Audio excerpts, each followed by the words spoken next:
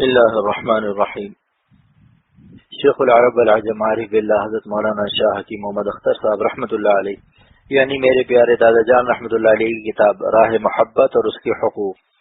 الحمد للہ وکفا وسلام علی عباده الذین اصطفى اما بعد فاعوذ باللہ من الشیطان الرجیم بسم اللہ الرحمن الرحیم والذین آمنوا اشد حبا للہ وقال رسول اللہ صلی اللہ تعالی علیہ وسلم اللهم انی اسألک حبک وحب من یحبک وحب عمل یبلغنی الى حبک اللهم اجعل حبک احب الی من نفسی واہلی ومن الماء البارد۔ پچھلے جمعے کو میں نے کہا تھا کہ شاید میں اگلے جمعے کو یہاں نہ ہوں، ڈھاکہ سے دعوت نامہ آیا ہے، اللہ تعالیٰ کے فضل و کرم سے میں وہاں 10 سال سے جا رہا ہوں۔ وہ بڑی محبت سے مجھے بلاتے ہیں اور بہت محبت سے میری باتوں کو سنتے ہیں۔ اتنا بڑا مجمع اور میرے اتنے دوست پوری دنیا میں کہیں نہیں ہیں۔ اگر آپ کبھی میرے ساتھ وہاں کا سفر کریں تو دیکھیں گے کہ بڑے بڑے علماء جو بخاری شریف پڑھا رہے ہیں میرے سامنے اس طرح ادب سے بیٹھتے ہیں جیسے یہاں کے طالب علم بیٹھتے ہیں، بلکہ ان سے بھی زیادہ وہ میرا ادب کرتے ہیں، جبکہ وہ خود بڑے عالم ہیں۔ دین کا کام اللہ کی مہربانی سے ہوتا ہے، قابلیت سے نہیں۔ بس اللہ کی طرف سے بات ہوتی ہے۔ جس زمین پر اللہ کو کسی سے کام لینا ہوتا ہے تو اس بستی والوں کے دل میں اس مبلغ و مقرر و خادم دین کے لیے حسن ظن، نیک گمان اور محبت ڈال دیتا ہے۔ سب معاملہ ادھر سے ہے۔ حسن کا انتظام ہوتا ہے، حسن کا انتظام ہوتا ہے، عشق کا یوں ہی نام ہوتا ہے، عشق کا یوں ہی نام ہوتا ہے۔ لہٰذا یہ فخر کی بات نہیں ہے کہ وہاں میرا بہت زیادہ کام ہوتا ہے، اس میں میری قابلیت کو دخل نہیں ہے۔ اگر میری استعداد و قابلیت کو دخل ہوتا تو وہ قابلیت یہاں بھی کام کرتی، ہر جگہ کام کرتی، لیکن بعض بستیوں میں کوئی پوچھتا تک نہیں۔ حضرت مولانا شاہ عبد الغنی صاحب جب ہندوستان سے لاہور تشریف لائے تو مشکل سے 2-4 آدمی آتے تھے، اور جب کراچی آئے تو مجمع کے لیے شامیانہ لگنے لگا، اتنا بڑا مجمع ہو گیا۔ تو میرے دوست مرحوم حبیب الحسن خان شیروانی رحمۃ اللہ علیہ نے فرمایا کہ بھائی بس اللہ کام لیتا ہے جب ہی کام ہوتا ہے۔ اللہ کی عطا کے لیے قابلیت شرط نہیں ہے، اللہ کی مہربانی اور رحمت کے لیے قابلیت شرط نہیں ہے، بلکہ شرط قابلیت اس کی عطا ہے۔ اعمال بغیر قبولیت کے بے وزن اور بیکار ہیں، اسی لیے بزرگوں نے فرمایا پیا جس کو چاہے سہاگن وہی ہے۔ عورت کتنی ہی حسین ہو لیکن اگر شوہر کی نظروں میں نہیں جچتی تو بیچاری تعجب کرتی ہے کہ مجھ سے بھی خراب شکل کی پڑوسن ہے، اسے تو اس کا شوہر ہر وقت پیار کرتا ہے اور میں اتنی حسین ہوں مگر میرا شوہر مجھے پوچھتا ہی نہیں۔ لہذا جس کو شوہر پیار کرے سہاگن وہی ہے، اسی طرح جس کو اللہ پیار کرے بندہ وہی ہے۔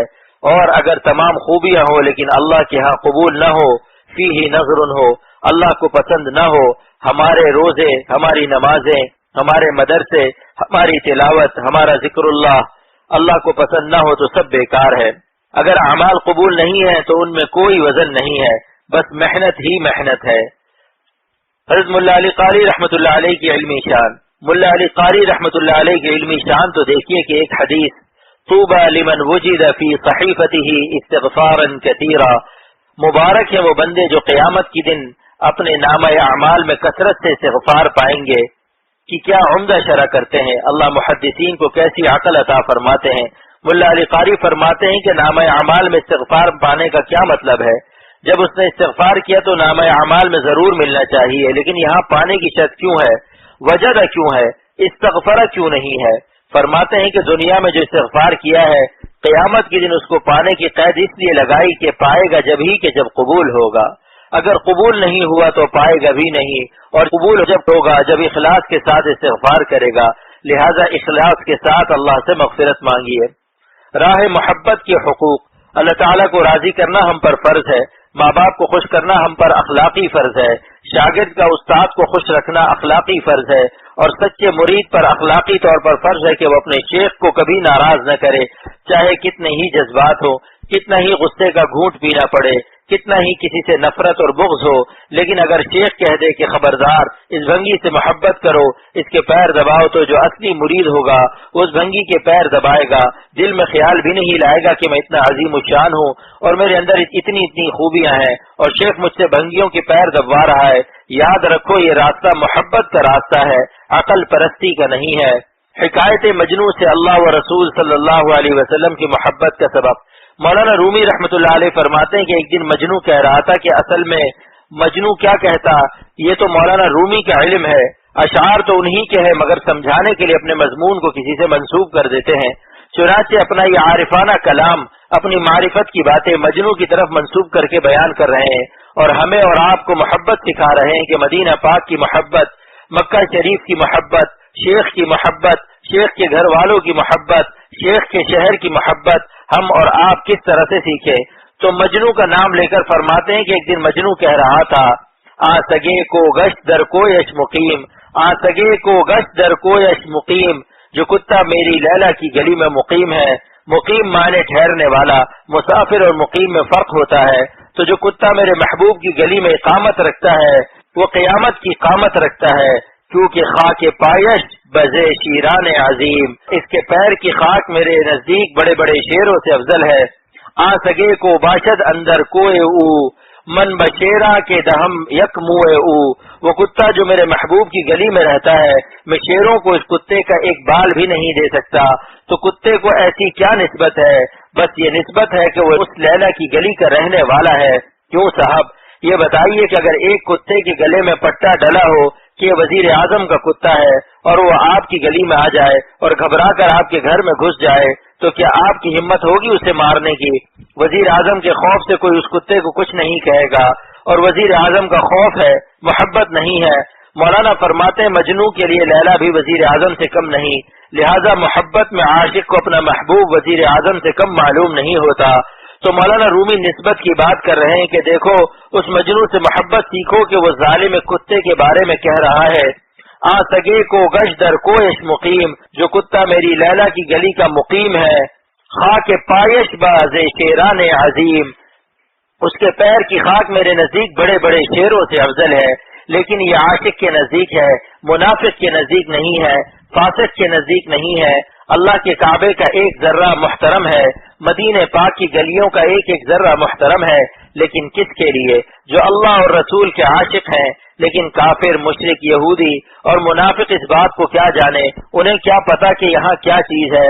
مولانا رومی کو اللہ تعالیٰ جزائے خیر دے کہ میں اللہ والوں کی محبت، بیت اللہ کی محبت، مدینہ پاک کی محبت، رسول اللہ صلی اللہ علیہ وسلم کی محبت، شیخ کی محبت اور استاد کا ادب سکھا رہے ہیں کہ دیکھو اپنے بڑوں کا ایسا ادب کرنا چاہیے۔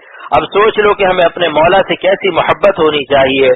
مولا کی محبت کو مولانا رومی رحمۃ اللہ علیہ لیلا کی محبت سے سمجھا رہے ہیں، مردہ سے زندہ حقیقی تک لے جا رہے ہیں، مجاز سے حقیقت کی طرف لے جا رہے ہیں۔ یہ مولانا رومی ہی کا کمال ہے، وہ مثالوں کے بادشاہ ہیں۔ جیسے چھوٹے بچے کو لڈو دے کر مدرسے سے بھیجا جاتا ہے، آپ بتائیے کہ مدرسے کا علم اور لڈو کی قیمت برابر ہے؟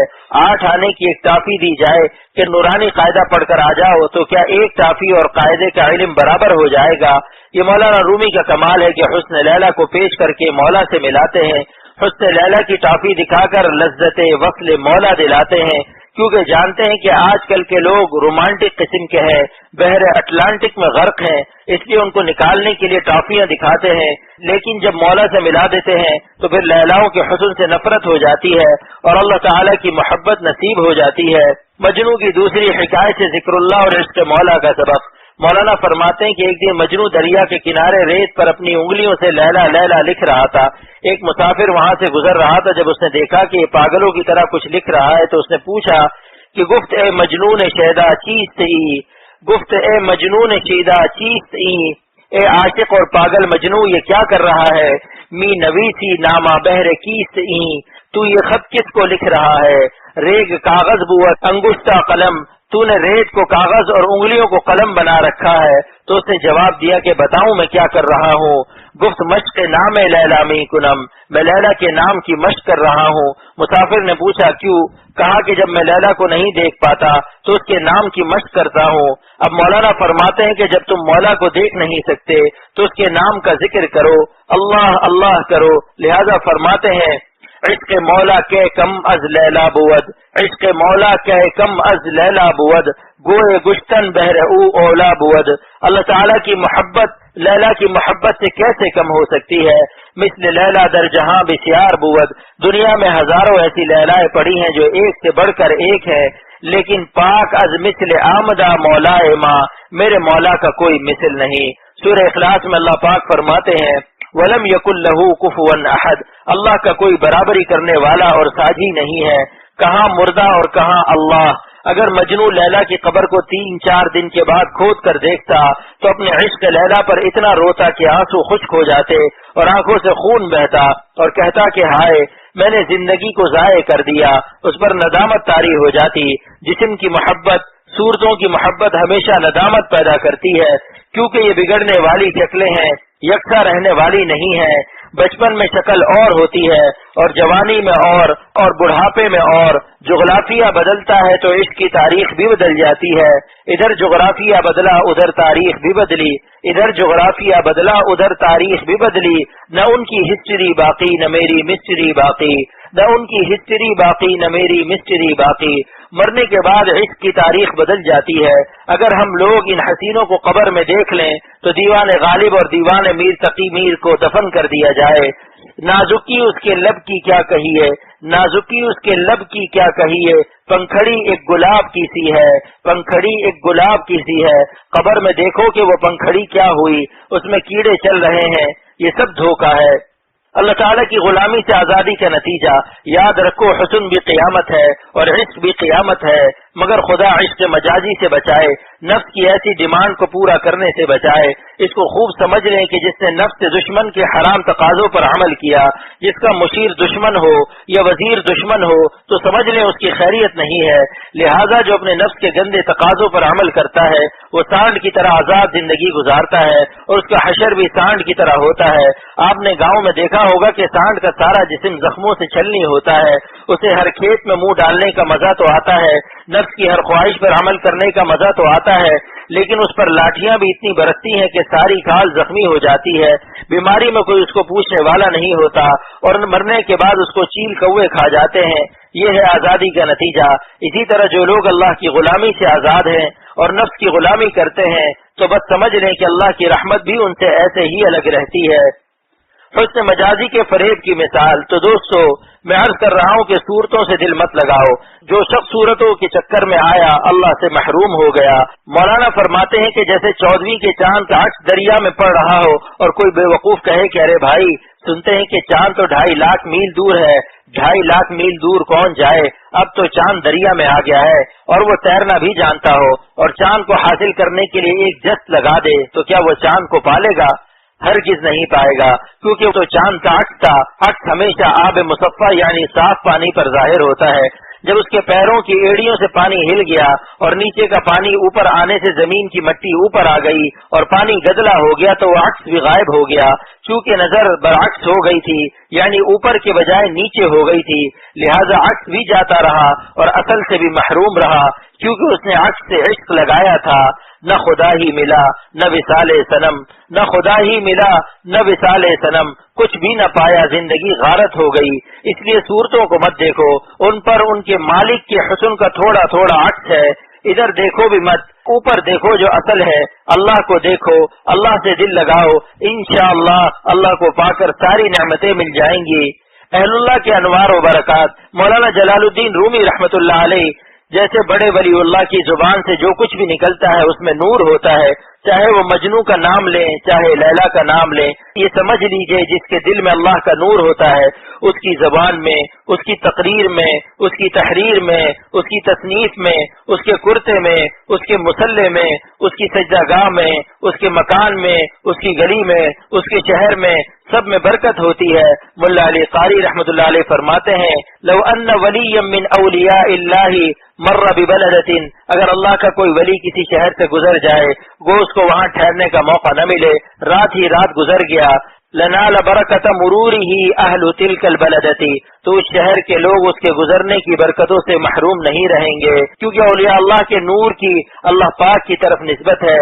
जितने अल्लाह बड़े हैं उतनी ही उनकी निस्बत बड़ी है। लिहाजा अल्लाह वालों की निस्बत की अजमत को सोचो कि उनको निस्बत किस अजीम जात से है, लिहाजा उसी निस्बत की वजह से हम अल्लाह वालों का अदब करते हैं। शेख के अदब की तलकीन। अल्हम्दुलिल्लाह, अख्तर अपने शेख का इतना अदब करता है जितना रियाया वजीर आजम का अदब करती है, बल्कि मैं इससे भी ज्यादा अपने शेख का अदब करता हूँ। मौलाना शाह बराउल हक साहब की अजमत को मैं अपने कल्ब में महसूस करता हूँ और उनके हुकूक अदा करने की फिक्र रखता हूँ कि मेरे शेख को कोई तकलीफ न पहुंचे। اللہ والوں کے مقابلے میں بادشاہ یا وزیر اعظم کی کیا حیثیت ہے؟ ہمارے بادشاہ، ہمارے وزیر اعظم، ہمارے چیف کمانڈر، ہمارے سب کچھ ہمارے شیخ ہی ہیں۔ جب شیخ ہمارے یہاں تشریف لاتے ہیں تو ہم ان کی نظر عنایت کو اپنی مغفرت کا سامان سمجھتے ہیں۔ وہ ہمارے محسن ہیں، ہمارے مربی ہیں، وہ ہمیں اللہ سے جوڑنے کی کوشش کرتے ہیں، وہ ہمارا روحانی بیوٹی پارلر کرتے ہیں، یعنی ہماری بندگی کی نوک پلک کو اللہ کی مرضی کے مطابق بنا کر ہمیں اللہ کا پسندیدہ بنانے کی کوشش کرتے ہیں، چاہے وہ سختی سے ہی کیوں نہ ڈانٹیں۔ اب ظاہر سی بات ہے کہ نوک پلک درست کرنے کے لیے تراش خراش تو کرنی ہی پڑے گی۔ اگر ناخن بڑے ہوں گے تو کٹر استعمال کرنا پڑے گا، اور اگر کٹر استعمال کرنے کے بعد معلوم ہوا کہ اب بھی گٹر میں گرنے کی اور لیڈ سونگنے کی عادت ہے تو پھر ہم آپ کو مٹر نہیں کھلائیں گے، گٹر میں گرنے کے بعد سٹر پٹر پٹائی ہوگی۔ کبھی ایسے بھی اصلاح ہوتی ہے۔ آپریشن میں کیا ہوتا ہے؟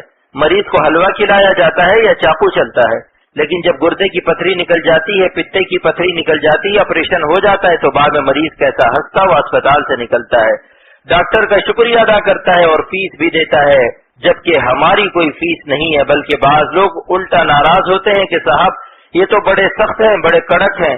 ماشاءاللہ ہمارے قرار صاحب نے اس کا بڑا اچھا جواب دیا۔ کسی نے ان سے کہا کہ آپ کے پیر مولانا شاہ ابرار الحق صاحب بڑے کڑیل ہیں، ذرا سی بات ہوئی ایک دم چہرہ لال ہو جاتا ہے، خوب ڈانٹ لگاتے ہیں۔ تو قرار صاحب نے جواب دیا کہ میرا نفس بھی تو اڑیل ہے، اڑیل نفس کے لیے کڑیل پیر ہوتا ہے۔ تجربہ یہی ہے کہ جس کا شیخ کڑوا ہو اور خوب ڈانٹ ڈپٹ کرے اس کے نفس کی زیادہ اصلاح ہوتی ہے، الا یہ کہ کوئی بزرگ صاحب کرامت ہو جو اپنے اخلاق و شفقت سے اور روحانیت سے منزل تک پہنچا دیں، جیسا کہ حاجی امداد اللہ صاحب رحمۃ اللہ علیہ ڈانٹتے نہیں تھے۔ حکیم الامت فرماتے ہیں کہ حاجی امداد اللہ صاحب رحمۃ اللہ علیہ ڈانٹنا اور خفا ہونا تو جانتے ہی نہ تھے، سراپا رحمت تھے، لیکن ان کی صحبت کے فیض سے کوئی محروم نہیں رہتا تھا۔ ایسے اولیاء اللہ بھی پیدا ہوتے ہیں، لیکن عام حالات یہ ہیں کہ بغیر ڈانٹ ڈپٹ کے اصلاح نہیں ہوتی۔ اولیاء اللہ کا ادب اللہ تعالیٰ کی نسبت کی وجہ سے ہے۔ تو میں عرض کر رہا تھا اللہ کی نسبت سے عظمتیں آتی ہیں۔ بیت اللہ کی زمین پر ایک نماز 1,00,000 نماز کے برابر کیوں ہے؟ خدا کی یہی زمین یہاں بھی تو ہے، یہ مسجد بھی تو اللہ کا گھر ہے، لیکن جس زمین کو خانہ کعبہ سے نسبت ہو صرف اسی کو بیت اللہ کہہ سکتے ہیں۔ اس مسجد کو خانہ خدا تو کہہ سکتے ہیں، لیکن بیت اللہ صرف حرم کعبہ ہی کو کہہ سکتے ہیں۔ وہاں کے طواف سے حج ادا ہوتا ہے، ملتزم پر چپک کر رونے سے دعائیں قبول ہوتی ہیں، یہ اللہ تعالیٰ کی نسبت۔ اسی لیے مولانا رومی فرماتے ہیں کہ اولیاء اللہ کے ادب اور اکرام سے لوگ گھبراتے ہیں، کہتے ہیں کہ یہ کیا بات ہے، یہ تو شخصیت پرستی معلوم ہوتی ہے، میں بھی بندہ وہ بھی بندے، ہم کیوں ان کا ادب کریں؟ تو مولانا نے فرمایا کہ دیکھو بیت اللہ کا طواف کیوں کرتے ہو؟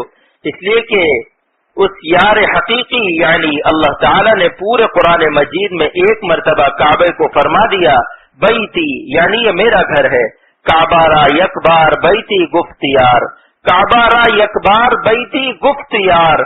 اس نسبت سے آج سارا عالم بیت اللہ کا طواف کر رہا ہے اور اس کے پتھر یعنی حجر اسود کو چوم رہا ہے، مگر اپنے خاص بندوں کے بارے میں کیا فرمایا؟ گفت یا عبدی مرا ہفتاد بار، گفت یا عبدی مرا ہفتاد بار، لیکن مجھ کو 70 دفعہ یا عبدی یعنی میرا بندہ کہا۔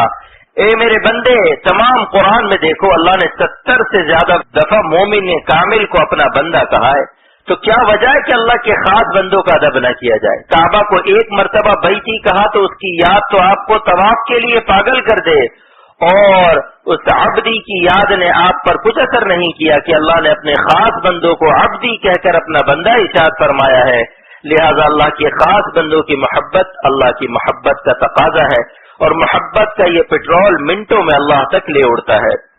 عشق کا پٹرول راہ سلوک میں قابل قدر ہے۔ اختر آج 60 برس سے اوپر ہو چکا ہے۔ میں طبیہ کالج میں 18 ہی سال میں حکیم ہو گیا تھا۔ میں ساری زندگی ایسے مریضوں سے ملا ہوں جن کو نیند کم آتی تھی اور جن کو رومانٹک دنیا سے بہت مناسبت تھی، یعنی شکار عشق مجازی تھے اور کہتے تھے کہ دل تڑپ رہا ہے۔ ایسے لوگوں کی باتوں کو میں بہت غور سے سنتا ہوں۔ اتنی محبت اور شفقت مجھے کسی مریض سے نہیں ہوتی جتنی حسن و عشق کے ایکسیڈنٹ کے مریض سے ہوتی ہے، تو میں ان کی مرہم پٹی کے لیے بہت دل و جان سے کوشش کرتا ہوں۔ آپ کہیں گے کیوں؟ اس لیے کہ ان کے اندر ایک پٹرول یعنی محبت کا مادہ ہے جو غلط استعمال ہو گیا ہے۔ اس غلط استعمال کو میں صحیح استعمال سے تبدیل کرتا ہوں، اور جب یہ اللہ تعالیٰ کی محبت سے مشرف ہو جائے گا تو ولی اللہ ہو جائے گا۔ اگر مجنو کو شمس الدین تبریزی کی صحبت مل جاتی جس نے مولانا رومی کو ولی اللہ بنایا تھا، وہی مجنو بہت بڑا ولی اللہ ہوتا۔ افسوس کہ اس کو کوئی شمس الدین تبریزی نہ ملا جو اس کے عشق لیلا کو عشق مولا سے تبدیل کر دیتا۔ لیکن میں آپ سے عرض کرتا ہوں کہ ہر زمانے میں شمس الدین تبریزی ہوتے ہیں، مگر پہچاننے کے لیے نظر ہونی چاہیے۔ ہر صدی میں اللہ شمس الدین تبریزی کو پیدا کرتا ہے اور کئی پیدا کرتا ہے جو دنیا والوں کے عشق لیلا کو عشق مولا سے تبدیل کر دیتا ہے، کیونکہ محبت کا مادہ وہی ہے، محبت کی اسٹیم وہی ہے۔ اگر کار کے انجن میں پیٹرول ہے تو جس پیٹرول سے وہ کار مسجد آ سکتی ہے، اسی پیٹرول سے وہ سینما اور کسی غلط اڈے پر بھی جا سکتی ہے۔ بولیے صاحب، تو ہم پیٹرول کو کیوں برا کہیں، ہم محبت کو کیوں برا کہیں؟ ہم تو استعمال کو برا کہتے ہیں۔ خواجہ عزیز الحسن مجذوب رحمت اللہ علیہ کی شان محبوبیت۔ خواجہ صاحب رحمت اللہ علیہ کیا تھے؟ ایک ڈپٹی کلکٹر تھے اور بہت بڑے شاعر تھے، بہت ہی حسین و جمیل تھے اور بڑا لمبا قد تھا۔ جہاں بیٹھتے تھے خواجہ صاحب ہی خواجہ صاحب نظر آتے تھے۔ خواجہ صاحب کی اپنے شیخ کے عشق میں عجیب حالت تھی۔ ایک مرتبہ شبلی منزل اعظم گڑھ میں حکیم الامت تھانوی رحمت اللہ علیہ کے 5 خلیفہ بیٹھے تھے۔ شاہ عبد الغنی صاحب پھول پوری اعظم گڑھی رحمت اللہ علیہ، ڈاکٹر عبدالحی صاحب رحمت اللہ علیہ، شاہ وسیع اللہ صاحب اعظم گڑھی رحمت اللہ علیہ، شاہ ابرار الحق صاحب دامت برکاتہم اور علامہ سید سلیمان ندوی رحمت اللہ علیہ اور خواجہ عزیز الحسن مجذوب رحمت اللہ علیہ بھی تھے۔ مولانا ابرار الحق صاحب نے فرمایا کہ اس مجلس میں بھی تھا، لیکن علماء کے محضر میں خواجہ صاحب گفتگو کر رہے تھے، دین کی باتیں سنا رہے تھے اور سارے علماء سن رہے تھے۔ امیر مجلس اللہ تعالیٰ نے اس مسٹر کو بنایا تھا جس نے تھانہ بھون جا کر اپنی مسٹر کی ٹر نکال دی تھی اور اپنے نفس کو مٹایا تھا، پھر اللہ نے کہاں سے کہاں پہنچا دیا۔ خواجہ عزیز الحسن مجذوب رحمت اللہ علیہ کا عشق شیخ۔ خواجہ صاحب کانپور میں ڈپٹی کلکٹر تھے، لیکن وہاں سے تھانہ بھون حکیم الامت کی خدمت میں جاتے تھے۔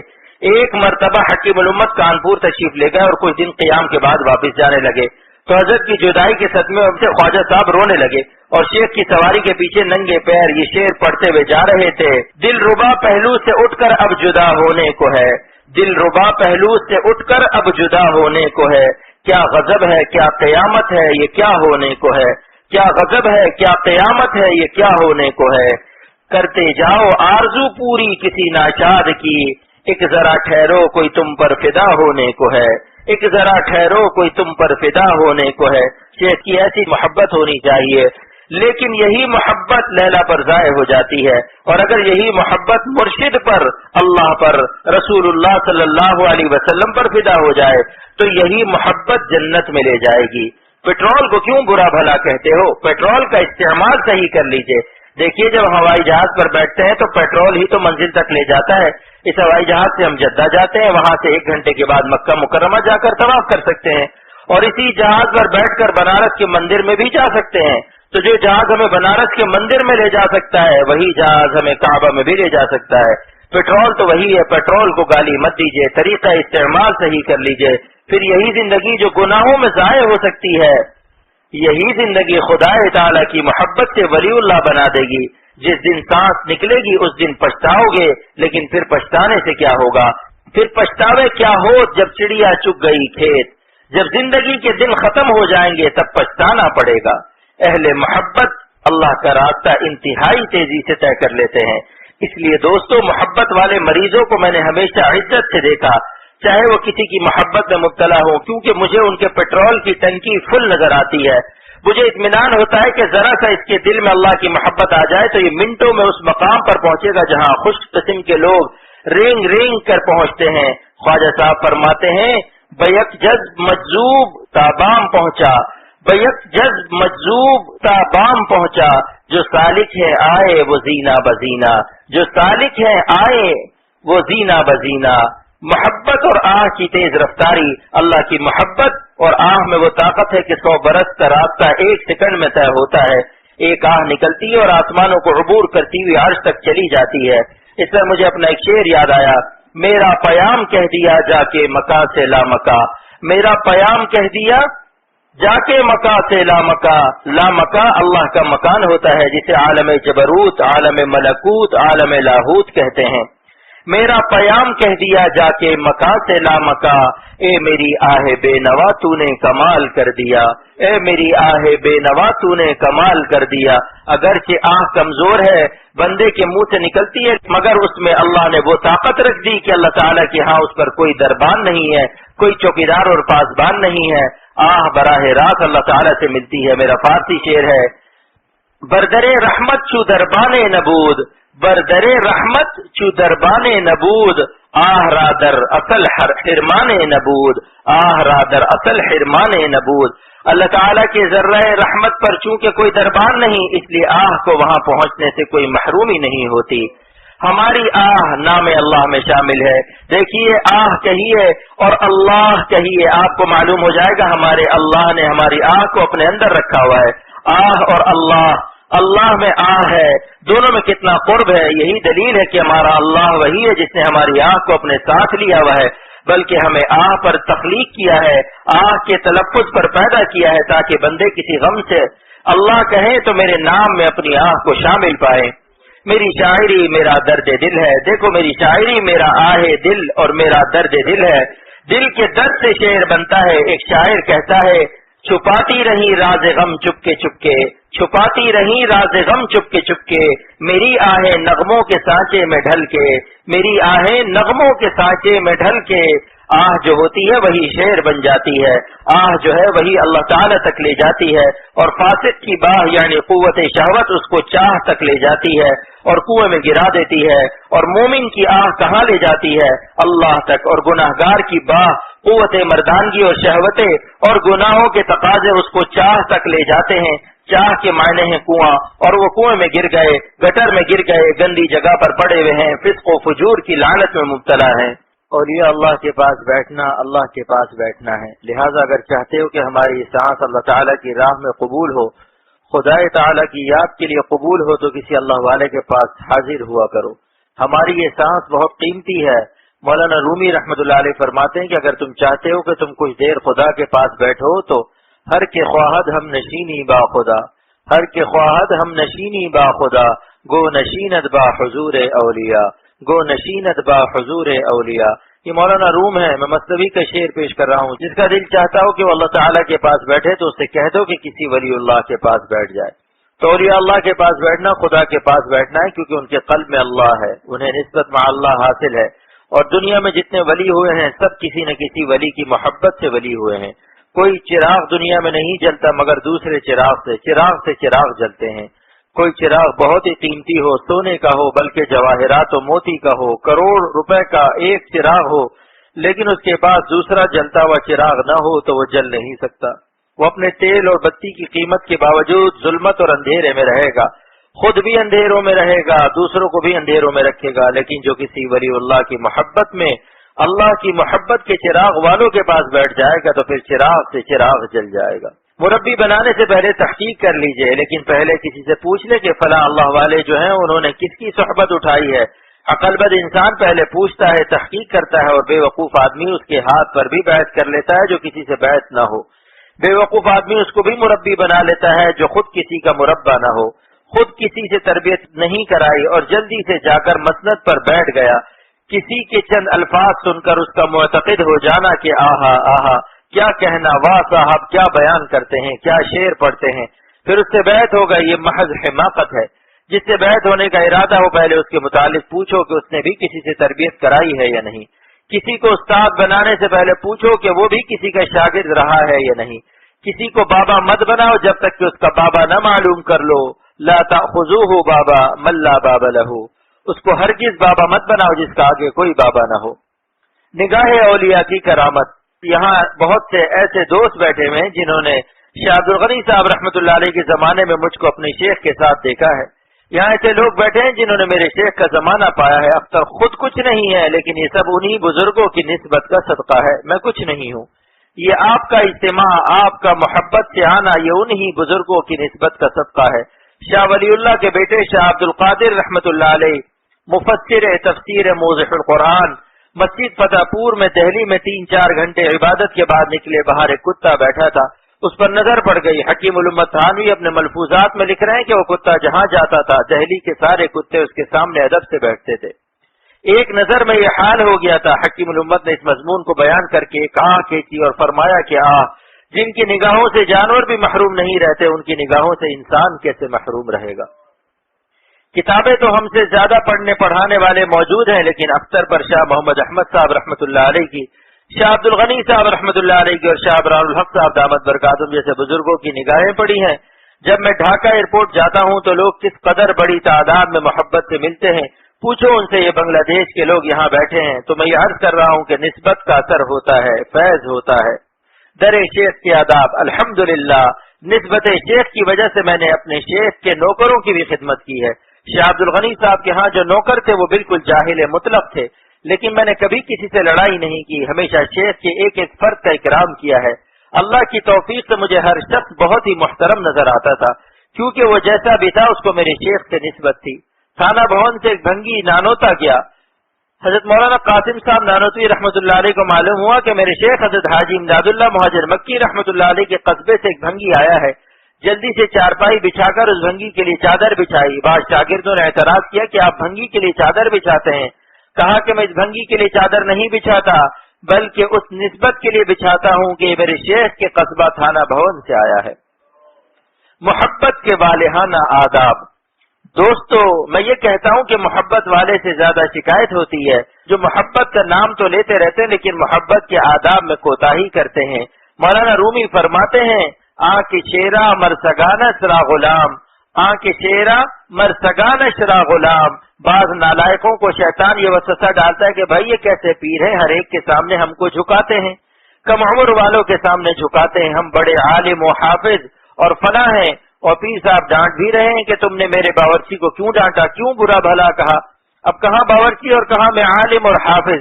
سنا چاہیے شیطانی وسوسہ ہے. دیکھو مولانا رومی فرماتے ہیں کہ اگر تم کو شیخ سے محبت ہے، آنکھ شیرا مرسگانہ شرا غلام، تو یہ دنیا والوں سن لو، بہت سے شیر اپنے محبوب کی گلی کے کتے کے غلام ہو گئے.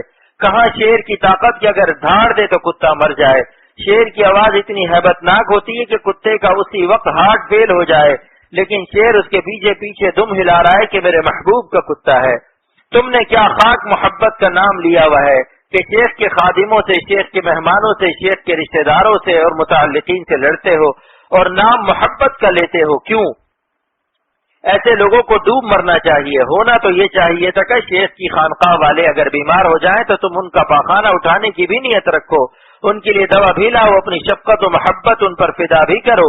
لیکن بس جب تک خدا تعالیٰ کے فضل اور رحمت کا سایہ نہیں ہوتا، عقل میں نور نہیں آتا. اور نور اس لیے نہیں آتا کہ فسق و فجور کی عادتیں ہیں. جتنا عمدہ دل اتنی عمدہ سوچ. جب تک غیر اللہ دل سے نہیں نکلتا، انسان بدنظری سے توبہ نہیں کرتا یا دل میں حسینوں کے گندے گندے خیال پکاتا رہتا ہے تو اس کے دل میں اللہ کا نور نہیں آتا. قلب و دماغ کا راستہ جتنا اچھا ہوگا اس کی عقل و سوچ بھی اتنی ہی اچھی ہوگی. دونوں کا ایک دوسرے سے ہاٹ لائن پر رابطہ ہے. آج کل ہاٹ لائن سنتے رہتے ہیں کہ فلاں ملک کے صدر کا فلاں ملک کے صدر سے ہاٹ لائن پر رابطہ ہے. لہذا جتنا عمدہ دل ہوگا، جتنا غیر اللہ سے پاک دل ہوگا، اتنی ہی اس کی عقل و سوچ اچھی ہوگی اور اس کے دماغ میں اچھی اچھی باتیں آئیں گی. اور جتنا زیادہ دل مردوں کی محبت سے گندا ہوگا اس کی عقل بھی اتنی ہی مردہ ہوگی. وہ ہرن جس کی ناف میں 1,00,000 کا مشک بھرا ہوا ہے، ماہرین حیوانات کہتے ہیں کہ وہ سوتا نہیں ہے، کیونکہ وہ ڈرتا ہے کہ کہیں کوئی شکاری آ کر میرا 1,00,000 کا مشک نہ لے جائے. وہ کھڑا رہتا ہے، کھڑے کھڑے سوتا ہے، وہ دیکھتا بھی رہتا ہے، اور جس کے نافے میں مشک نہیں ہوتا وہ خراٹے مارتا ہے. جانتا ہے کہ میرے پاس کچھ نہیں ہے، میری لیڈ سونگنے کون آئے گا. مولانا رومی فرماتے ہیں کہ آپ نے 2 ہرن پالے، ایک ہی غذا دونوں ہرن کو دی، ایک ہی قسم کی گھاس خرید کر آپ دے رہے ہیں، وہی گھاس، وہی چنا، وہی دانا، وہی چیز دونوں کو دے رہے ہیں، لیکن ایک ہرن صرف لیڈ کرتا ہے، اس کی گھاس اس کے پیٹ میں پاخانہ بناتی ہے، اور دوسرے میں اللہ کے حکم سے اسی گھاس سے اس کی ناف میں مشک بنتا ہے. حکم اوپر سے ہوتا ہے. اہل دل پتھر دل کو لال بنا دیتے ہیں. اسی طرح ایک پتھر ہے جو 5 سے 10 روپیہ گدا گاڑی پر بکتا ہے، اور ایک پتھر لال ہے جو لاکھوں روپے میں بکتا ہے. اللہ نے سورج کو حکم دیا کہ اے آفتاب اپنی شعاؤں سے میرے حکم سے ان ذرات کو سرخ بناؤ. اب جناب 2,500 میل دور کو یہ ہمالیہ پہاڑ میں لال پھیلا ہوا ہے. جہاں 40-50 روپے میں روڑیاں پتھر بک رہے ہیں، وہیں لاکھوں روپے کا ایک لال بک رہا ہے. لیکن لال خود سے نہیں بنتا، بنایا جاتا ہے. لہذا اللہ تعالیٰ سے دعا کیجیے کہ اللہ ہمارے قلب کو لعل بنا دیجیے۔ شیخ کا دل مثل آفتاب کے ہوتا ہے، یہ سورج تو دنیا والوں کے لیے ہے، اللہ والوں کا سورج دل ہوتا ہے، وہ اللہ کی ہدایت کا سورج ہوتا ہے۔ اگر صحیح عقیدت اور صحیح محبت اور اخلاص اور مروت سے کسی اللہ والے کے سامنے بیٹھو تو اس کا دل آہستہ آہستہ ہمارے دلوں کو لعل بنا دے گا۔ ان سے ملنے کی ہے یہی اکراہ، ان سے ملنے کی ہے یہی اکراہ، ملنے والوں سے راہ پیدا کر، ملنے والوں سے راہ پیدا کر۔ کامیابی کا مدار قبولیت پر ہے۔ دوستو، یہ عرض کر رہا ہوں کہ ہر سال اہل بنگلہ دیش از راہ محبت مجھے بلاتے ہیں اور اتنی محبت سے وہ میری بات سنتے ہیں کہ میں بیان نہیں کر سکتا۔ بعض وقت تو کہتے ہیں کہ آپ 6 مہینے یہاں رہیے، ان کا جی نہیں بھرتا۔ کہتے ہیں سال میں 3 دفعہ آئیے، اتنی محبت کرتے ہیں، لیکن میں اپنی مصروفیات کی وجہ سے نہیں جاتا۔ اس لیے عرض کر دیا، اگر میری ایک آہ بھی اللہ قبول فرما لے اور آپ کے دل میں اتار دے اور اللہ مجھ کو بھی آپ کو بھی اپنا ولی بنا لے تو سمجھ لو کہ میری تقریر کامیاب ہے۔ سیپ منہ پھیلائے ہوئے ہے، بس ایک قطرہ پانی کا اس میں چلا جائے اور موتی بن جائے۔ یوں تو ہزاروں ٹن بارش ہوتی ہے لیکن سب قطرے موتی نہیں بنتے۔ لہذا آپ دل کا منہ کھولے ہوئے محبت سے اللہ کہیں کہ یا اللہ، میرے اس مربی کی باتوں کو میرے دل میں اپنی محبت کا، نسبت کا موتی بنا دے، مجھے اللہ والا بنا دے۔ معاملہ آپ کی طلب پر ہے۔ زندہ حقیقی کو پانے کے لیے مردوں کو دل سے نکالنا ضروری ہے۔ اگر انسان پہلے ہی سے نیت رکھے کہ چلو خانقاہ میں جا کر تھوڑی سی بات سن لے، تھوڑی سی اللہ کی محبت کی میں لے آئے، لیکن تھوڑا VCR بھی دیکھ لیں، حسینوں کے چکر بھی لگا لے، تو مردہ اور زندہ دونوں ایک جگہ جمع نہیں ہو سکتے۔ زندہ حقیقی کی غیرت، اللہ تعالیٰ کی غیرت اس کو گوارا نہیں کرتی کہ جس دل میں مردے گھسے ہوئے ہوں، مرنے والے حسینوں کی محبت گھسی ہوئی ہو، اسے اللہ تعالیٰ کی نسبت خاصہ نصیب ہو جائے۔ اسی لیے لا الہ پہلے نازل کر دیا کہ پہلے مردوں کو نکالو، پھر تمہارے قلب کی فیلڈ اور قلب کا میدان الا اللہ کے قابل ہوگا۔ میں زندہ حقیقی اس میں آ سکوں، در دل مومن بگنجی دم چو ضیف، در دل مومن بگنجی دم چو ضیف۔ مولانا رومی فرماتے ہیں، اللہ تعالیٰ یہ فرماتے ہیں کہ میں نہیں سمایا آسمانوں میں اور زمینوں میں، لیکن مومن کے دل میں مثل مہمان کے سما جاتا ہوں۔ اللہ کو پانے کے لیے ترک معصیت شرط ہے۔ تو میں عرض کر رہا ہوں کہ تقریر سنانے والوں کو، تقریر سننے والوں کو اور تصنیف کرنے والوں کو اللہ نہیں ملتا۔ اللہ تعالیٰ کی کچھ اصول و شرائط ہے جن پر عمل کرنے سے اللہ ملتا ہے، جس میں بڑی شرط ترک معصیت یعنی نافرمانی کا چھوڑنا ہے۔ ہم سے گناہوں کے کنکر پتھر کیوں نہیں چھوڑے جاتے؟ ہم یہ سوچ لیں کہ اس گناہ کی قیمت کیا ہے۔ کیا گناہ کی کوئی قیمت ہے؟ بھائی جو چیز ہمیں پٹوا دے، جوتے برسوا دے، اللہ کے غضب سے پالا پڑوا دے، وہ چیز کوئی قیمت رکھتی ہے؟ اس لیے عرض کرتا ہوں، کامیابی تو کام سے ہوگی، کامیابی تو کام سے ہوگی، نہ کہ حسن کلام سے ہوگی، نہ کہ حسن کلام سے ہوگی، ذکر کے التزام سے ہوگی، ذکر کے التزام سے ہوگی، فکر کے اہتمام سے ہوگی، فکر کے اہتمام سے ہوگی۔ توبہ کی رفتار، مولانا رومی رحمت اللہ علیہ فرماتے ہیں، مرکب توبہ عجائب مرکب است، مرکب توبہ عجائب مرکب است۔ توبہ اور آہ اتنی زبردست اور تیز سواری ہے کہ آج تک ایسا کوئی ہوائی جہاز تیار نہیں ہوا کہ ہم نے جس وقت توبہ کی، توبہ کا جہاز اسی وقت ہماری آہ کو اڑا کر آج تک گیا۔ برفلک تازد بیک لحظہ پس، شہوت کی گٹر لائنوں، پستیوں اور گندی حالت سے توبہ کی برکت سے توبہ کا جہاز عرش اعظم تک لے جاتا ہے اور اللہ تعالیٰ سے ملا دیتا ہے۔ اللہ تعالیٰ فرماتے ہیں، ان اللہ یحب التوابین، میں توبہ کرنے والے کو صرف معافی نہیں کرتا بلکہ اس کا پیار بھی لے لیتا ہوں، اس کو اپنا محبوب بھی بنا لیتا ہوں۔ دنیا والے تو صرف معاف کرتے ہیں لیکن اللہ تعالیٰ معاف کرنے کے بعد اس کو اپنا پیارا بھی بنا لیتے ہیں۔ دیکھیے آپ نے توبہ کی برکت، 2 رکعت توبہ پڑھ کر بالغ ہونے کے وقت سے لے کر آج تک کے گناہوں سے معافی مانگیے کہ اے خدا، ہم جب سے بالغ ہوئے ہیں، مکلف ہوئے ہیں، ہمارے کانوں سے گانا سننے کے گناہ، آنکھوں سے عورتوں کو دیکھنے کے گناہ، زبان سے غیبت کرنے کے گناہ، دل میں گندے خیالات پکانے کے گناہ، غرض سر سے پیر تک ہمارے سارے گناہوں کو معاف فرما دیجیے اور ہمیں تمام گناہوں سے حفاظت نصیب فرما دیجیے، ترک گناہ کی توفیق دے دیجیے۔ ذکر سے پہلے روح کو آب توبہ سے دھو لیجیے۔ اب گناہوں سے معافی مانگنے کے بعد ذکر شروع کریں۔ کیوں صاحب، آپ جب عطر لگاتے ہیں تو پہلے کپڑا دھوتے ہیں یا نہیں؟ میلا کپڑا بدلتے ہیں یا نہیں؟ یہ میلے کپڑے پر عطر لگاتے ہیں۔ بس اسی طرح اللہ کا نام لینے سے پہلے 2 رکعت توبہ پڑھ کر روح کو دھو لیجئے، روح کو غسل دیجئے، چاہے سر پر 1,00,000 سمندر کا پانی ڈال لو لیکن اس سے روح پاک نہیں ہوگی جب تک اللہ کے سامنے ندامت اور اشک بار آنکھوں سے توبہ نہ کرو. اگر اشک باری نصیب نہ ہو، رونا نہ آئے تو رونے والوں کی شکل ہی بنا لو. سلوک طے کرنے کے لیے ذکر اللہ ضروری ہے. پھر 2 رکعت پڑھ کر ذکر کرو. میرے شیخ شاہ عبد الغنی صاحب رحمۃ اللہ علیہ فرماتے تھے کہ جب تک ذکر نہیں کرو گے خالی باتیں سننے سنانے سے کچھ نہیں ہوگا. ذکر ذاکر کو مذکور تک پہنچا دیتا ہے، یعنی ذکر کرنے والا جس کو یاد کر رہا ہے ذکر اسے اس تک لے جائے گا. تو 2 رکعت توبہ پڑھ کر لا الہ الا اللہ کی تسبیح 500 مرتبہ پڑھیں اور درمیان میں 10-20 دفعہ لا الہ الا اللہ کہنے کے بعد یہ پورا کلمہ یعنی محمد الرسول اللہ صلی اللہ تعالی علیہ وسلم پڑھ لیجئے. 25 منٹ میں ذکر پورا ہو جائے گا. 5 مہینے میں 75,000 ہو جائے گا. 75,000 مرتبہ لا الہ الا اللہ کی فضیلت. شیخ ابن عربی رحمۃ اللہ علیہ کی خدمت میں ایک جوان آیا جو ولی اللہ تھا، شاب مشہور بالکشف، اس کا کشف مشہور تھا. اس نے اچانک رونا شروع کر دیا. شیخ ابن عربی نے پوچھا ہے جوان کیوں روتا ہے؟ اس نے کہا ارا امی فی العذاب، میں اپنی ماں کو عذاب میں دیکھ رہا ہوں. شیخ ابن عربی فرماتے میں نے اللہ سے دل ہی دل میں بات کی کہ اللہ یہ جو میں نے 70,000 مرتبہ لا الہ الا اللہ پڑھا ہے اور ابھی تک کسی کو اصال ثواب نہیں کیا، یہ اس جوان اللہ والے کی ماں کو عطا کر دے. فہبت فی باطنی ثواب التہلیلۃ المذکورۃ لہا، میں نے اس کی ماں کے لیے 70,000 لا الہ الا اللہ کا ثواب ہدیہ کر دیا. فضحک، پس وہ جوان ہنسا، حالانکہ شیخ کی زبان ہلی بھی نہیں تھی. دل میں اللہ تعالیٰ سے سودا کیا، لیکن چونکہ ظالم کو کشف بہت ہوتا تھا، اس کا کشف مشہور تھا، وہ فوراً ہنسا اور اس نے کہا انی اراہا الان فی حسن المآب، میں اپنی ماں کو جنت میں دیکھ رہا ہوں. شیخ فرماتے ہیں فعرفت صحت الحدیث بصحت کشفہ وصحت کشفہ بصحت الحدیث، پس میں نے اس حدیث کی صحت کو اس جوان کے کشف کی صحت سے اور اس کے کشف کی صحت کو اس حدیث کی صحت سے جان لیا. یقین تو پہلے ہی تھا لیکن اب اور بڑھ گیا. اس لیے عرض کرتا ہوں کہ زندگی چند دن کی ہے، نہ جانے بلا لے پیا کس گھڑی، تو رہ جائے تکتی کھڑی کی کھڑی. ذکر لا الہ الا اللہ میں ایک مراقبہ مستنبت بالحدیث.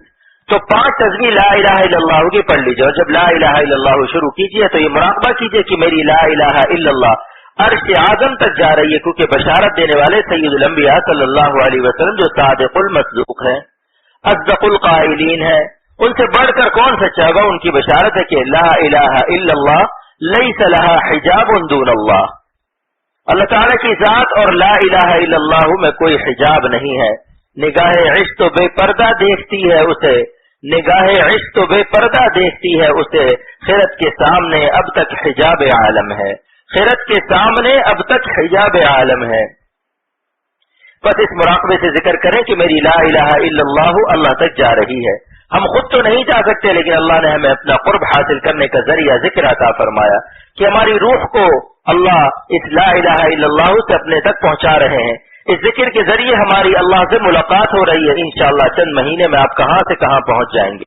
لا الہ الا اللہ 7 آسمان پار کرتا ہوا اللہ تک پہنچ جاتا ہے. مولانا بدر عالم صاحب بہت بڑے محدث صاحب کرامت ولی تھے، جنت البقیع میں دفن ہے. ان کی قبر 3 مرتبہ کھودی گئی، ہر مرتبہ ان کی لاش حتیٰ کہ کفن تک صحیح سلامت نکلا. اس لیے حکومت سعودیہ نے مدینہ میں ہدایت کر دی کہ خبردار اب ان کی قبر کو نہیں کھودنا، یہ کوئی عام شخصیت نہیں ہے. تو ان کی کتاب ترجمان السنہ میں حدیث لا الہ الا اللہ لیس لہا حجاب دون اللہ کی تشریح میں لکھا ہے کہ کلمہ لا الہ الا اللہ 7 آسمان پار کر جاتا ہے اور عرش اعظم پر ٹھہر جاتا ہے اور وہاں اللہ تعالیٰ سے ملاقات کرتا ہے. اگر اللہ کی تجلیات اس کو عرش اعظم پر نہ ملتی تو اور آگے بڑھ جاتا، مگر وہاں جا کر ٹھہر جاتا ہے. نظر وہ ہے جو اس کون و مکاں کے پار ہو جائے، نظر وہ ہے جو اس کون و مکاں کے پار ہو جائے، مگر جب روح تابہ پر پڑے بیکار ہو جائے، مگر جب روح تابہ پر پڑے بیکار ہو جائے. مزہ نہ آنے کی وجہ سے ذکر نہ کرنا نادانی ہے. جب یہ تصور ہوا کہ میری ہر لا الہ الا اللہ عرش اعظم تک جا رہی ہے، اللہ تعالیٰ سے ملاقات کر رہی ہے، تو مزہ آئے گا یا نہیں؟ دوستو، ذکر کا مزہ ان سے پوچھو جو یہ مزے لے رہے ہیں. ورنہ ایک قصہ یاد رکھو. اکبر بادشاہ نے گاؤں کے رہنے والے ایک دیہاتی کی فیرنی کی دعوت کی اور جب اس دیہاتی نے فیرنی دیکھی تو اس ظالم نے اسے گالیاں دی. اس دیہاتی نے کہا کہ اکبر بادشاہ تو مجھے بلغم کھلا رہا ہے، حالانکہ اس فیرنی میں پسا ہوا چاول، عرق کیوڑا، دودھ میں پسا ہوا بادام شامل تھا. اس کو فیرنی کہتے ہیں، فارسی میں سے شیر برنج کہتے ہیں. اردو میں پھرنی کہتے ہیں، ہندی زبان میں پھرنی اور پنجابی میں کھیر کہتے ہیں، لیکن نادان دیہاتی ظاہری شکل دیکھ کر اسے بلغم سمجھا، تو ایسے نادان سے عبرت حاصل کرے اور محض اس وجہ سے ذکر نہ چھوڑے کہ صاحب دل نہیں لگتا۔ اب چونکہ میں ڈھاکہ جا رہا ہوں، لہذا ڈھاکہ جانے والے ایک مسافر کی بات سن لیجئے جو سفر کرنے والا ہے۔ میں آپ کو ایک چیز دے کر جا رہا ہوں تاکہ اس کو آپ شروع کر دیں انشاءاللہ۔ یہ کلمہ روح بن کر آپ کی رگوں کے خون میں دوڑنے لگے گا، یہاں تک کہ جب دنیا سے جانے کا وقت آئے گا اور موت کا فرشتہ آئے گا تو آپ کی رگوں میں جو کلمہ بسا ہوا ہے آپ کی زبان سے وہی نکلے گا، کلمہ ہی پر موت آئے گی انشاءاللہ۔ اور اس میں آپ کے ماں باپ اور آپ کے خون کے رشتوں کی مغفرت کا سامان بھی ہے۔ 70,000 مرتبہ کلمہ ایک کوٹا اپنے لیے رکھ لیجئے، کیونکہ 5 مہینے میں 75,000 ہو جائے گا، تو 70,000 دینے کے بعد 5,000 بچا، آہستہ آہستہ یہ بھی جمع ہو جائے گا۔ 70,000 اپنے لیے جمع کر لیں، پھر جب مزید 70,000 جمع ہو جائے تو آہستہ آہستہ اپنے والدین عزیز و اقارب کی مغفرت کے لیے انہیں اصالِ ثواب کر دیں۔ اللہ تعالیٰ میرے بیٹے مظہر میاں کی والدہ کو جزائے خیر دے، انہوں نے 70,000 پڑھ کر میری والدہ کو بخشا ہے۔ اس کو کہتے ہیں ساس بہو کا تعلق، حالانکہ میری والدہ زندہ نہیں ہے، لیکن انہوں نے اسی مہینے میں مجھے بتایا کہ 70,000 پڑھ لیا ہے۔ اللہ تعالیٰ قبول فرمائے اور میری والدہ کی مغفرت کا سامان بنائے۔ اس لیے کہتا ہوں اس حدیث کی بشارت حاصل کرنے کے لیے 70,000 دفعہ کلمہ پڑھیے، انشاءاللہ تعالیٰ اس میں آپ کی اور آپ کے خاندان کی بھی مغفرت کا سامان ہے۔ 5 مہینے میں آپ اللہ کی رحمت سے ایک کو بخشوا سکتے ہیں۔ اور اگر آپ کہیں کہ صاحب یہ 25 منٹ بہت زیادہ ہے، تو میں آپ سے پوچھتا ہوں کہ خدا روزانہ کتنے منٹ کی زندگی دیتا ہے؟ روزانہ کتنے گھنٹے کا دن رات ہوتا ہے؟ 1 گھنٹے میں کتنے منٹ ہوتے ہیں؟ 60 کو 24 سے ضرب کیجئے، 1440 منٹ بنتے ہیں۔ اللہ تعالیٰ روزانہ 1440 منٹ زندگی دے رہا ہے۔ اگر ہم 40 منٹ اسے یاد کر لیں اور 1400 منٹ اپنے لیے اپنے بچوں کے لیے رکھ لیں تو اس میں کوئی حرج ہے؟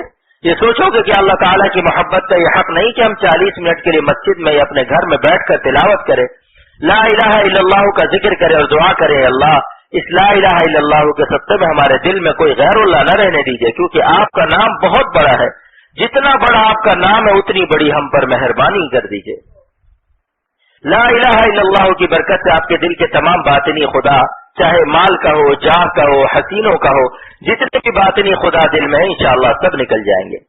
کمزور دماغ والوں کے لیے ہدایت۔ اب بعض لوگ دماغ کے کمزور ہو سکتے ہیں، اس مجمع میں یا خواتین میں ایسے لوگ ہوں گے کہ 500 مرتبہ پڑھنے سے ہو سکتا ہے انہیں چکر آ جائے۔ ان لوگوں کو کیا کرنا چاہیے؟ اس کو ایک قصے سے سمجھیے۔ ایک شخص روزانہ بھینس کا بچہ اٹھا کر 1 فرلانگ لے جاتا تھا، یہاں تک کہ وہ بڑا ہو کر 3 من کا ہو گیا، مگر وہ پھر بھی اسے اٹھا لیتا تھا۔ کسی نے کہا کہ بھائی اتنا وزن کیسے اٹھاتے ہو؟ اس نے کہا جب یہ بچہ تھا تب سے اٹھا رہا ہوں، لہذا پتہ ہی نہیں چلا، اس کا وزن بڑھتا رہا، میری طاقت بھی بڑھتی رہی۔ تو ایسے ہی ذکر کی مثال سمجھ لیجئے، پہلے ایک تسبیح پڑھیے، دوسرے ہفتے میں 200 کر لیجئے، تیسرے ہفتے میں 300 کر لیجئے، چوتھے ہفتے میں 400 کر لیجئے، 5ویں ہفتے میں 500 کر لیجئے، پتہ بھی نہیں چلے گا۔ پھر بھی اگر کسی شخص کو کوئی عارض پیش ہے تو 300 پڑھ لے، اگر 300 بھی نہیں پڑھا جاتا تو 200 پڑھ لے، اور اگر بہت ہی بحر الکاہل ہے، سستی کا سمندر ہے، تو ایک تسبیح پڑھ لے، کیونکہ ایک تسبیح پر بھی وعدہ ہے کہ قیامت کے دن اس کا چہرہ چاند کی طرح روشن ہوگا۔ اب اگر کوئی 100 مرتبہ بھی پڑھنے کے لیے تیار نہ ہو تو بس اس کو خدا ہی سمجھائے گا، میں کچھ نہیں کہوں گا، اس کی شان میں گستاخی نہیں کروں گا، کیونکہ اللہ کے بندے ہیں، مجھ سے افضل ہے، لیکن یہ ضرور کہوں گا کہ اللہ تعالی ہمارے اوپر اور اس پر فضل کر دے۔ لیکن یہ 5 تسبیح بہت زبردست وظیفہ ہے، یہ اولیاء اللہ کی شاہراہ ہے۔ تمام مشائخ جتنے دنیا میں آئے ان کو 5 تسبیح بتائی جاتی تھی، تو میں آپ کو سپر ہائی وے یعنی اولیاء اللہ کی شاہراہ اعظم دکھا کر جا رہا ہوں، لہذا ذکر کا اہتمام کیجیے۔ مولانا رومی رحمت اللہ علیہ کی خاص نصیحت، مگر کبھی کبھی ذرا کسی بابا یعنی کسی متبع سنت اللہ والے کے پاس بیٹھ جایا کریں۔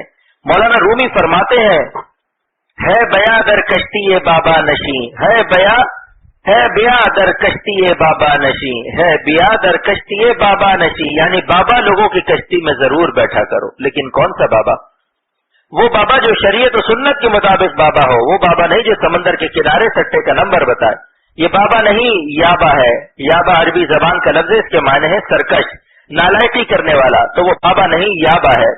بابا اصلی وہ ہے جس کا ایک تو کوئی اصلی بابا ہو، یعنی اس کا بھی کوئی شیخ ہو اور اس کا شریعت و سنت پر چلنے والے سلسلے سے تعلق ہو۔ جو سنت و شریعت ہٹ جائے تو سمجھ لو وہ بابا بنانے کے قابل نہیں ہے۔ اللہ کی صفات غیر محدودہ کو زبان محدود بیان نہیں کر سکتی۔ آپ بھی ہمارے لیے دعا کیجیے گا کہ اللہ تعالی عافیت کے ساتھ سفر ہو، جہاز خیریت سے پہنچے اور خیریت سے واپس آئے۔ وہاں جو کام ہو اخلاص کے ساتھ ہو اور میرا بیان حسن تعبیر کے ساتھ ہو، کیونکہ اللہ تعالیٰ کے جمال کو بیان کرنے سے ہماری زبان قاصر ہے۔ اللہ تعالیٰ کی صفات غیر محدود ہیں، غیر محدود صفات کو بیان کرنے کے لیے محدود زبان کافی نہیں ہے۔ تیرے جلووں کے آگے ہمت شرح و بیاں رکھ دی، تیرے جلووں کے آگے ہمت شرح و بیاں رکھ دی، زبان بے نگاہ رکھ دی، نگاہ بے زباں رکھ دی، زبان بے نگاہ رکھ دی، نگاہ بے زباں رکھ دی۔ کیونکہ زبان میں نگاہ نہیں ہے اور نگاہ میں زبان نہیں ہے۔ یہ اصغر گونڈوی رحمۃ اللہ علیہ کا شعر ہے، اور کیا عمدہ شعر ہے۔ یہ جگر کے استاد تھے اور بہت اللہ والے تھے، اس لیے اللہ تعالیٰ حسن تعبیر بھی نصیب فرمائے۔ اگر خدا زبان تعبیر نہ عطا کرتا تو مجھے کون پوچھتا، اس لیے میں اللہ کی اس نعمت کے شکر کے لیے اور ان کی محبت کے لیے جاؤں گا۔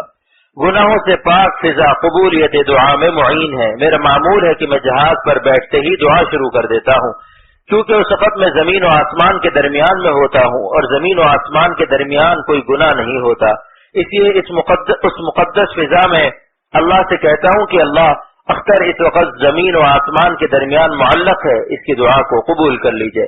میں آپ سب کو یاد کرتا ہوں، کسی ایک کو بھی نہیں چھوڑتا، اور میرے اس معمول میں شاید ہی ناغہ ہوتا ہو کہ اختر اپنے دوستوں کے لیے دعا نہ کرتا ہو، اپنی اولاد و ذریات، دوست، اقربا، خون کے رشتہ دار اور جو روحانی رشتے ہیں جو اللہ کے لیے مجھ سے محبت رکھتے ہیں، مختلف زبانوں کے، مختلف شہروں کے اور مختلف خاندانوں کے جو لوگ اللہ کے لیے میرے پاس آتے ہیں، سب کے لیے دعا کرتا ہوں، اور میں بھی اسی محبت سے ان کو دیکھنے کے لیے بے چین رہتا ہوں۔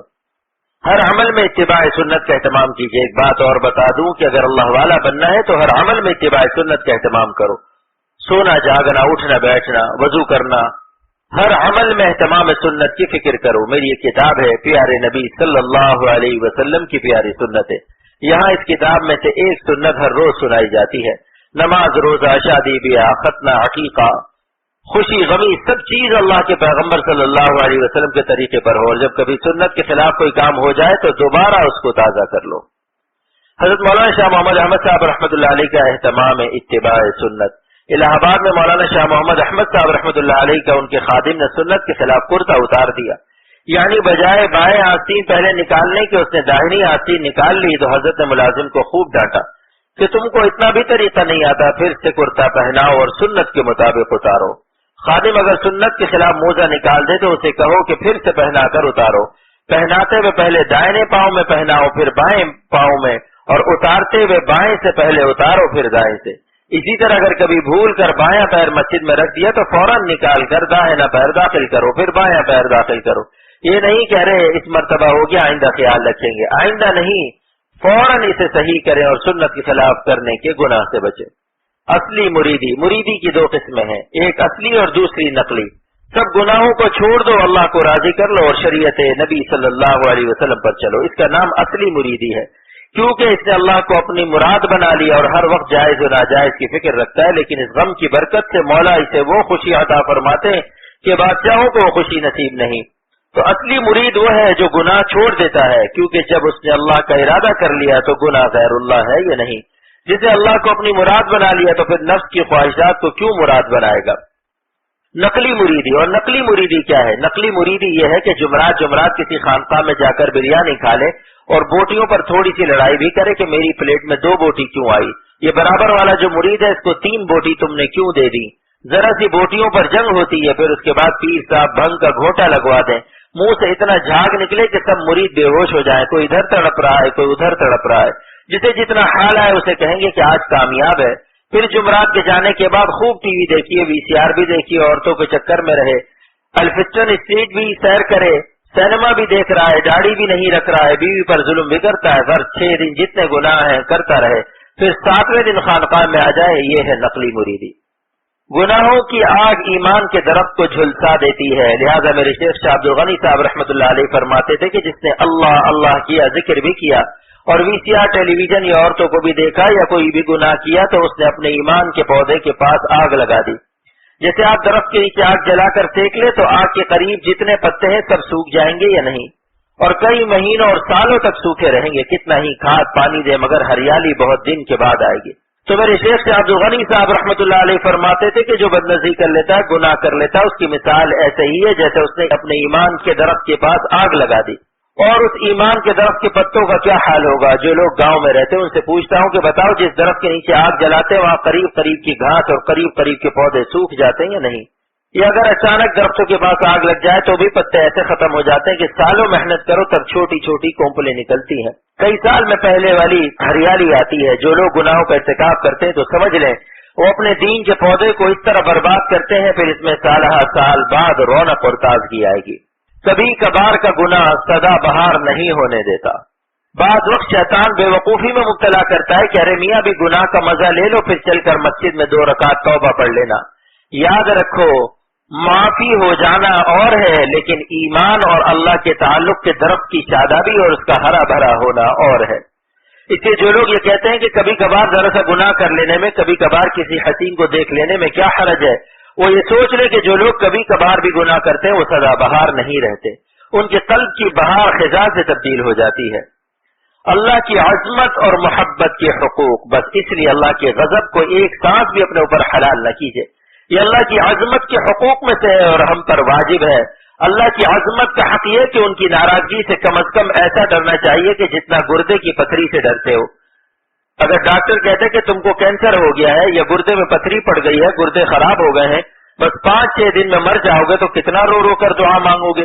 हर एक से दुआ कराओगे, सजदे में रो रो के दुआ करोगे कि अल्लाह मियाँ मेरी बीमारी दूर कर दीजिए, चूंकि जिस्म पर यकीन है कि गुर्दे खराब हो रहे हैं, मौत आ जाएगी। ये हयात जिस्मानी का हरीस है, इसलिए रो रो कर सबसे दुआ करवा रहा है कि दुआ करो मेरे गुर्दे की पथरी, मेरा ब्लड कैंसर अच्छा हो जाए। लेकिन क्या वजह है कि बदनजरी की बीमारी पर इतना नहीं रोता, किबिर की बीमारी पर और टेडियों को देखने की बीमारी पर इतना नहीं रोता? मालूम हुआ कि अल्लाह के गजब और अल्लाह की नाराजगी के अमाल से बचने की अहमियत इसके कल्ब में नहीं है। ये जालिम अभी यकीन और ईमान की नेमत से दूर है और अल्लाह की मोहब्बत का हक ये कि उसके अहकाम को बजा लाए, मसलन वक्त पर ज़कात देना, रोजा रखना वगैरह, ये अल्लाह की मोहब्बत के हुकूक है। रमजान मुबारक में जान लड़ाकर गुनाहों से बचे। 1 महीने बाद रमजान शरीफ आ रहा है, लिहाजा 1 महीना पहले ही इरादा कर लें कि पूरे रमजान एक गुनाह नहीं करना। फिर एक ही महीने में देखोगे कि रूह कहाँ से कहाँ पहुंचती है, कितनी तरक्की होती है, खुदा से ताल्लुक कितना कवी होता है। और गुनाह से नहीं बचेंगे तो चाहे 20-20 साल खानकाहों में रहें, अल्लाह नहीं मिलेगा। बाज लोग सारी जिंदगी खानकाहों में रहे मगर गुनाह से न बचने की वजह से वो कोलू के बैल की तरह रहे, जहां थे वहीं रहे। जब जरा सा हरे भरे हुए तो फिर किसी गुनाह से आग लगा ली, फिर तौबा से हरे भरे हुए, फिर 2 साल में फिर से गुनाह से आग लगा ली, तो सारी जिंदगी अपने आप को झुलसाते रहे, जिंदगी को जाये करते रहे।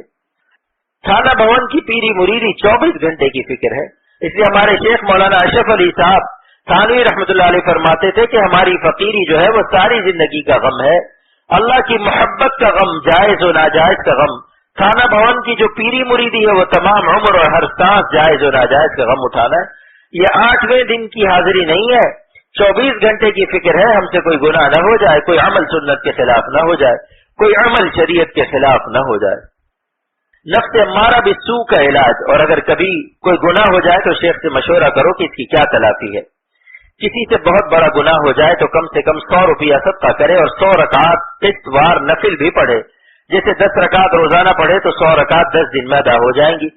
इतनी नफ्स को सजा दो कि नफ्स जालिम भी याद करे कि बड़े जबरदस्त मुल्ला से पाला पड़ा है, छोड़ेगा नहीं, मार मार कर हमको भालू बना देगा। अगर आपने नफ्स को सजा नहीं दी तो नफ्स ये समझेगा ये तो जरा सा रो लेता है, आंसू तो मुफ्त के हैं, सजदे में जाकर रो लेगा, रो रुला कर इसके बाद फिर वही काम करेगा। इसलिए बुजुर्गों ने फरमाया कि खाली रोना काफी नहीं है, इस्तिग़फ़ार और तौबा की कबूलियत तो है, लेकिन नफ्स अम्मारा का इलाज यही है कि इसको सजा भी दो, कम से कम 100 रकात नफिल पढ़ो, रोजाना 10-20 रकात, और ताकत हो तो 50 रकात पढ़ो और 100 रुपया खैरात भी कर दो। जुर्माना शेख के हाथ से खैरात कराए, और जुर्माना शेख के हाथ से खैरात कराओ, खुद ही खैरात न करो। हमारे शेख मौलाना अबरार हक साहब जुर्माना हरदोई मंगवाते हैं और तलबा पर या किसी और नेक काम में खर्च कर देते हैं। बहरहाल अपने हाथ से मत खर्च करो, हो सकता है अपने हाथ से किसी नामुनासिब जगह खर्च कर दो कि जिनसे एहतियात करनी थी उन्हीं को जाकर दे दिया।